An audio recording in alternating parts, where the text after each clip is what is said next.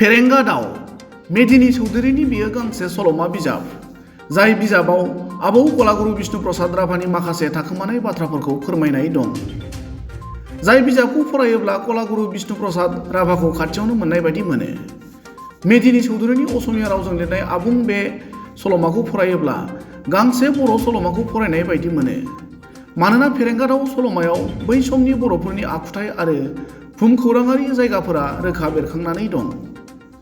मख'नो गोनां बाथ्रादि मेदिनि चौधुरीनि फेरेंगा दाउ असमिया रावनि सल'मा बिजाबखौ आसाम आयेन आफाद नेहाथारिख'नि बर' राव बिफाननि लेङाइ नेहाथारि महरै हाबा मावबाय थानाय बिथां रिपेन बर'आ बर'नि राव सोलायनानै बिजाब महरै दिहुनबाय आरो बे बिजाबखौ बोहैथि दाननि थांनाय 6 खालार खालि डिमाकुसि दैमुनोगोराव जानाय बर' थुनलाइ आफादनि 64थि बोसोरारि जथुम्मानि दिन्थिफुंसालि बेखेवनाय सानखालि मिरुनि रायजोआरि मन्थ्रि पबित्र मार्गेरिटानि आखाइजों बेखेवनाय जादोंमोन।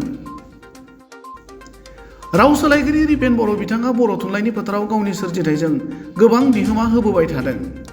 दासिम बिथांनि फोसावजानाय बिजाबफोरा जाबाय राव सोलायनायनि बाथ्रा, गोजोन्थों, मेजेरनाय, राव सोलायनाय खान्थि, बिजिरसं खान्थिनि सिनायथि, बायदि गाब गोनां सिमां, आंनि गोजाम लाइजाम।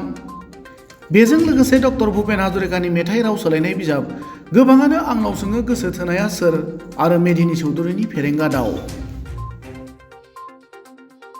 रिपेन बर'नि गोदानै राव सोलायनाय फेरेंगा दाउ सल'मा बिजाबखौ बर' थुनलाइ आफादनि 64थि बोसोरारि जथुम्मानि दिन्थिफुंसालिनि बिजाब गलाफोराव मोननो हागोन होनना लिरगिरि बिथाङा मिथिहोदों।